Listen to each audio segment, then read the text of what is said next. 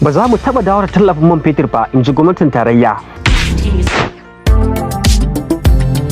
Ana ci gaba da tankiya tsakanin gwamnatin tarayyar Najeriya da kuma 'yan ƙasa kan matsatsin rayuwa da 'yan ƙasar ke ciki. Tuni dai aka shirya gudanar da gagarumar zanga-zanga domin nuna adawa da manufofin gwamnatin ƙasar. Hakan ta sa malamai daga arewacin Najeriya suka yi kwamba suka dira a fadar shugaban ƙasa Bola Ahmed Tinubu domin su faɗa masa halin da ake ciki. Sai dai sam wannan tafiya tasu bata gamsar da mutane ba.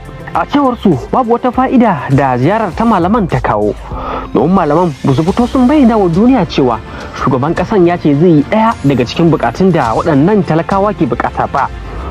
Da malaman da suka je kaji wanda ya kira ga shugaban kasa ya da tallafin man fetur.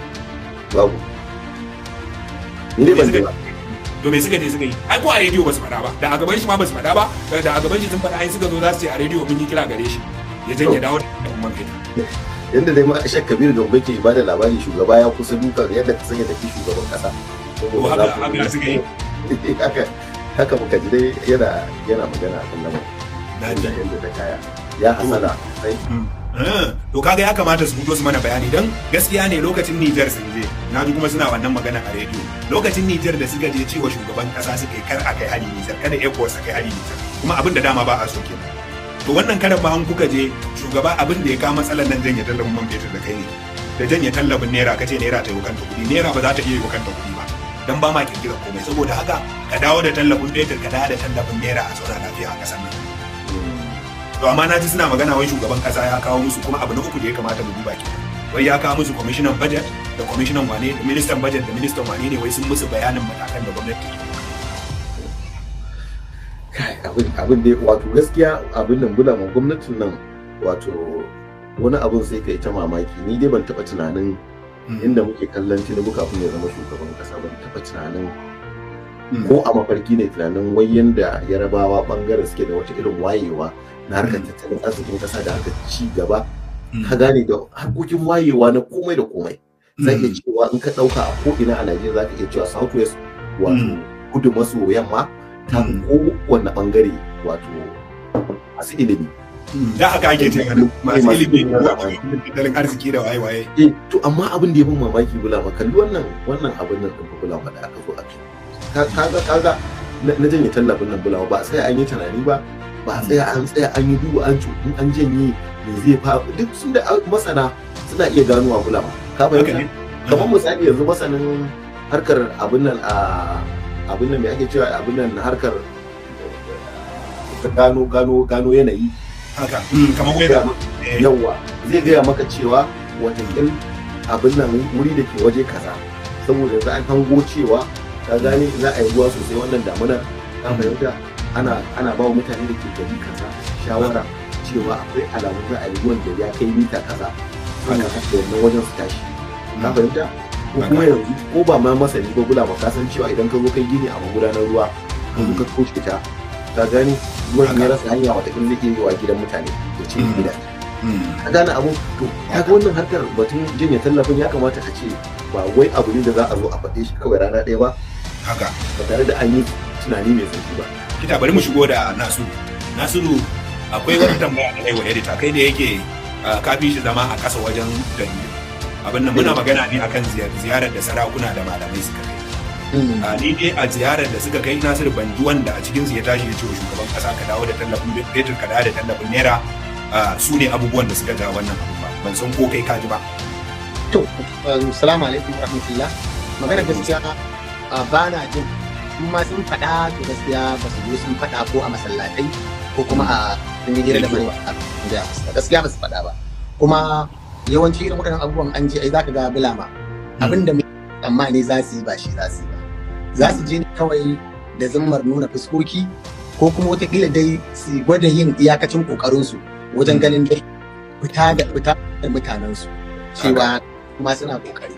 Ba za mu ce ba su yi ƙoƙari ba, sun yi ƙoƙari ka tashi ma daga inda kake ka je gurin shugaban ƙasa ka yi ƙoƙarin ganin cewa an sassauta wani abu shi ma abin ayaba ne. Amma zancen sai a janye tallafin man fetur gaskiya ban ji wani daga cikin su ya faɗa wa shugaban. Musamman dai Nasiru in kai kafa ta kafa ka je da shugaban ƙasa musamman in ka fito aka baka envelope din transport ka ce a bari to ka kai kokari sosai.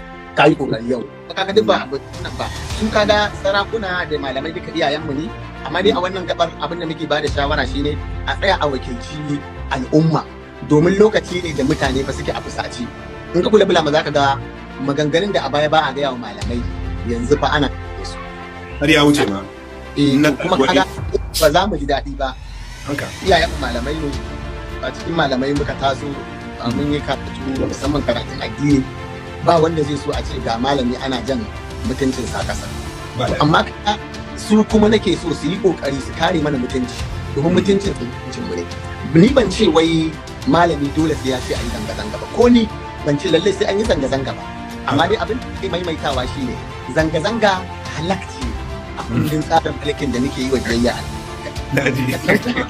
zanga-zanga idan mutum zai to ya yi ta cikin limana kamata ya ma a ce ban sani ba dai amma kamata ya ce ya samu lada ladan kuna ce ga yi bara ba a Najeriya ta nake nufi ai naji kundin tsarin mulkin Najeriya ne kai zanga-zanga sai kai masa biyayya kaga an yance ya kamata a baka lambar girma kai to amma ni abin da nake gudu kuma ko da yaushe nake gaya wa ɗan uwana matasa cewa shine kada mu bari kuma zanga-zangar nan ta zama ko dai ta siyasa ko kuma ta zama wani abu da za kuma a yi amfani da shi a afka waɗansu.